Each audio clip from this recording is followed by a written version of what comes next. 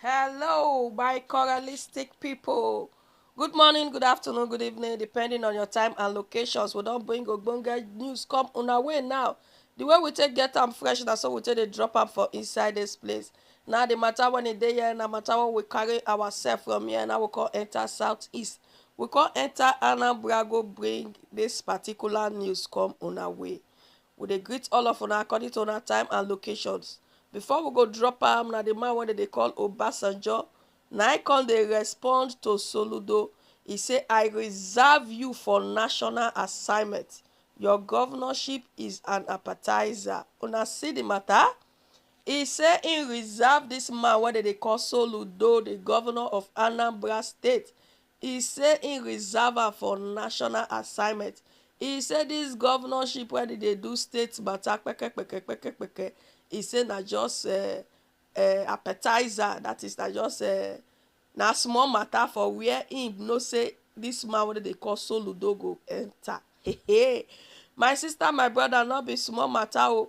Before I go drop am now the way I take get am now, so if you just dey join us for the first time, make you help us touch on the subscribe button, hit the notification bell. As we drop video here, you go dey among of the first people wey go dey get am. If you don join us before, help us still touch on the comment section, drop your comment, help us knack the like button, make you still help us dey share our video. My brother, my sister, no be small something o. The man wey dem dey call Obasanjo, wey be the ex-president of this our great nation Nigeria for that 1999, come do the position, enter the position till 2003. The man now don come out come talk am say im like Soludo well well.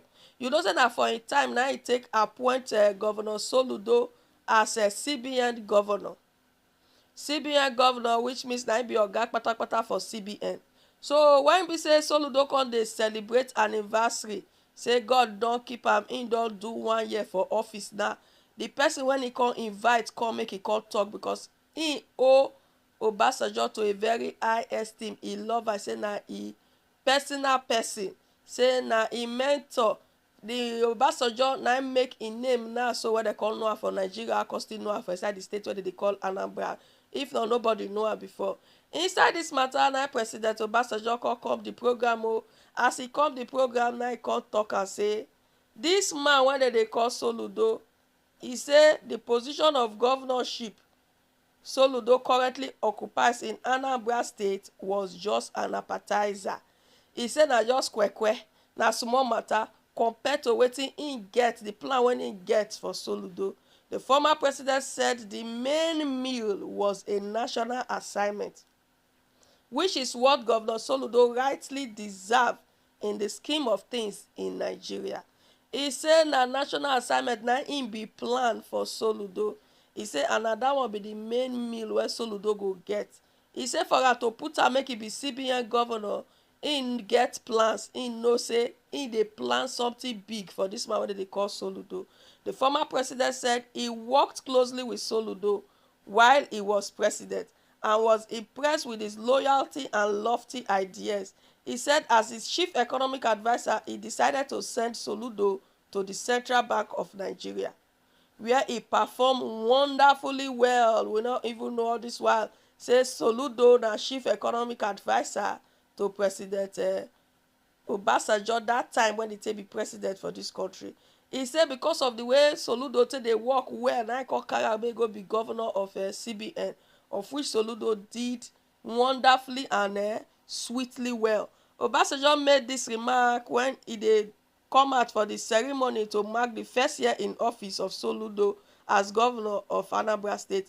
The former president said Soludo was close to me as economic adviser when I was president and never misadvised me even once. That was why I sent him to the Central Bank of Nigeria later on. Ngozi Okonjo-Iweala and Chukwuma Soludo were the best appointments that I made while I was president. Una see the matter, e don dey credit the Igbo people dem now, say they're too much. He say they're too carry weight. When Soludo came to me when he wanted to be governor previously, I didn't support him. Of course, I didn't disguise my anger towards him. I told him he should be thinking of something national or international. The experience I had of Anambra governorship then was that of Ngige and Chris Uba. I once told Soludo that this is what will continue to happen if people like him are running away from governance. So when I told him I was disappointed in him going for governor, he also reminded me that I had earlier accused him of running away from governance. So when he came back and told me he wanted to run, I told him he can go. I also told him, don't forget that I reserve you for national assignment, so you can use your governor as an appetizer. From what I have heard and what I have seen, you have not disappointed me. And I believe you have not disappointed the people of Anambra State. When you are done with this, you can think of something international or national. That is where I belong. That is where you belong as well, Obasanjo Kotoka. The event na inside the International Convention Center na dey take do am. Obasanjo like this man well well. He say this man dey call Soludo, say they reserve am for international and national purpose. He say so this governor when he dey so this governorship when he take dey play dey turn round, he say na just for appetizer. Say the better meal, the main meal na for national purpose. I say the way Obasanjo take talk am, make I come drop am for here make una see am. So Obasanjo say im dey commend the man wey dey call Soludo for all the good work wey he do for Anambra and for all the good work wey he don dey do for inside governance matter. I go see una for our next video. Una bye bye.